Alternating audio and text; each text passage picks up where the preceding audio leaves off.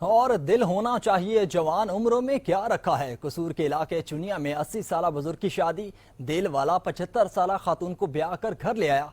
रिश्तेदारों ने रक्स किया, मोहल्ले वालों ने भी खुशियां मनाई। जोड़ी ने वलीमे का भी खास इंतजाम रखा था, जिसमें कई अफराद ने शिरकत करके खूब सैर होकर खाना खाया। दोनों बुजुर्ग बचपन के दोस्त थे।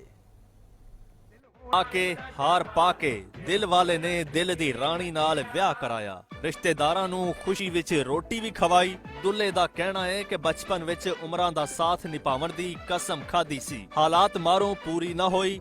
हुण असी दोवें कल्ले आ ते जमाने ने सानू एक होवन दा मौका दिता। बचपन दी कसम पूरी करके दिल खिड़ गया है। शादी विच बुजुर्गां दे संगी साथियां ते रिश्तेदारां ने भी शिरकत कीती। दुल्हे दे पहली शादी चों 4 न्याणे ने ते दुल्हन दे 6। फिर भी जमाने दी रोक तो बगैर दोवां दा ब्याह मुहब्बत दी जित ते।